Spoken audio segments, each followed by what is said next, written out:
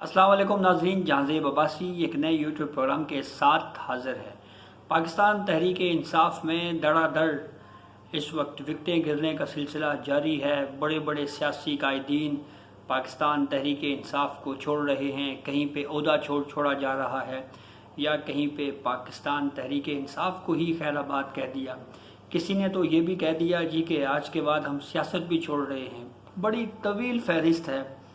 मिसाल के तौर के ऊपर शीरीन मिज़ारी ने पाकिस्तान तहरीक इंसाफ छोड़ी, फिर उसके बाद सियासत से ही खैराबाद कह गई, सियासत को ही। फिर उसके बाद फयाजुल हसन चौहान ने पाकिस्तान तहरीक इंसाफ छोड़ी और फिर उसके बाद उल्टा इमरान खान के ऊपर ही भी इल्ज़ामात लगाना शुरू कर दिए। फिर उसके बाद हमने देखा कि देखते ही देखते शीरीन मिज़ारी की जानिब से पाकिस्तान तहरीक इंसाफ को छोड़ा गया और साथ ही ये वजह बताई गई कि जी उनकी सेहत के इश्यूज़ हैं, इस वजह से वो पाकिस्तान तहरीक इंसाफ को छोड़ रही हैं। लेकिन आज की बड़ी डेवलपमेंट ये है कि फवाद चौधरी जो पाकिस्तान तहरीक इंसाफ की हुकूमत में पहले वफाकी वज़ीर इत्तलात रहे और फिर जब अदम एतमाद की तहरीक से कुछ दिन पहले उनको वफाकी वज़ीर बराए कानून और इंसाफ लगाया गया था, वो भी जनाब इमरान खान को छोड़ के जा चुके हैं और उन्होंने ये कहा जी कि मैं सियासत तो नहीं छोड़ रहा, लेकिन पाकिस्तान तहरीक इंसाफ को छोड़ दिया उन्होंने।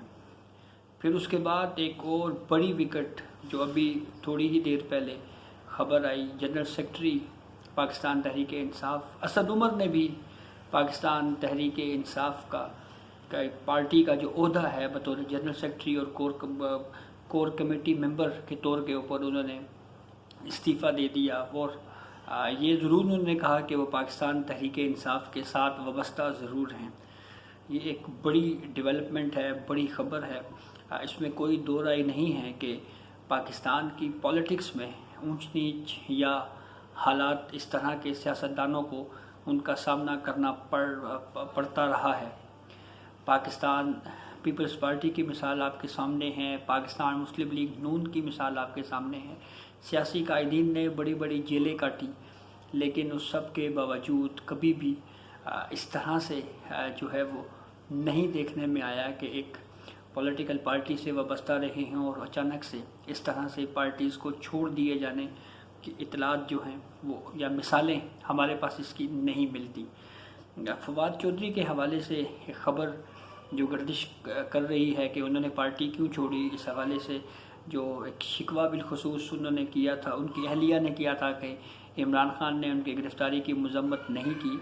लेकिन उसके साथ साथ ये भी कहा जा रहा था कि जब फवाद चौधरी ने इस्लामाबाद हाई कोर्ट से दौड़ लगाई तो उस वक्त जो है वो उसके बाद इमरान खान काफ़ी नाराज़ थे फवाद चौधरी से।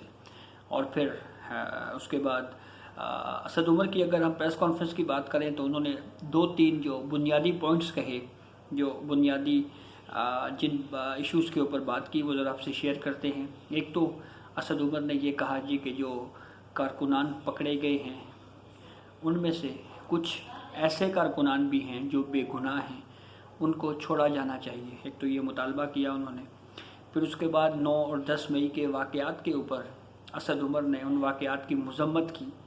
यहाँ पे एक क्लैरिफिकेशन ज़रूरी है कि जब जैसे ही 9 मई के वाक़यात हुए और असद उमर इस्लामाबाद हाई कोर्ट में गए, जब शाह महमूद कुरैशी भी उनके साथ थे, उस वक्त हमारे सीनियर सहाफ़ी एजाज़ सैयद ने उनसे एक सवाल पूछा था कि जो ये वाक़यात हुए हैं 9 मई को कोर कमांडर हाउसेस के ऊपर, फ़ौजी तनसीबात के ऊपर अटैक्स हुए हैं, कि आप इन वाक़यात की मज़म्मत करते हैं? तो उस वक्त असद उमर और शाह महमूद कुरैशी दोनों ने मज़म्मत के अल्फाज इस्तेमाल नहीं किए, बल्कि वो तो ये भी कहते हुए सुनाई दिए कि जी रद्द अमल में तो ये कारकुनान की तरफ से जो है ना वो इस तरह की चीज़ें होती रहती हैं।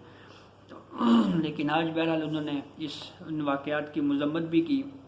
एक मरतबा फिर पॉलिटिकल डायलॉग की या सियासी मुज़ाकरात की बात की उन्होंने।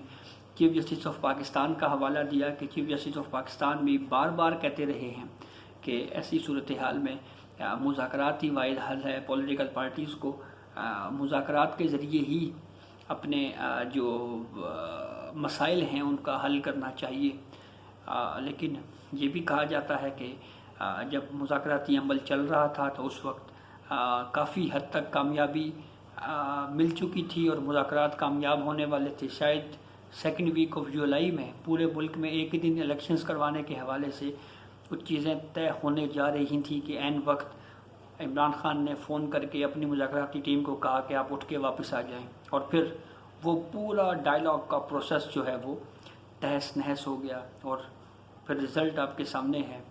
تو اس سے ایک چیز تو کم از کم یہ اسٹیبلش ضرور ہوئی, جس طرح سے پی ٹی آئی کے اندر سے لوگ بڑے بڑے عہدے اور بڑے بڑے اہم وزارتوں پہ حکومت میں تھے وہ چھوڑ کے جا رہے ہیں, اور جس طرح سے مذاکراتی عمل سے بھی کوئی فائدہ نہیں لیا گیا, حکومتیں تھیں پی ٹی آئی کے پاس, کوئی فائدہ نہیں لیا گیا.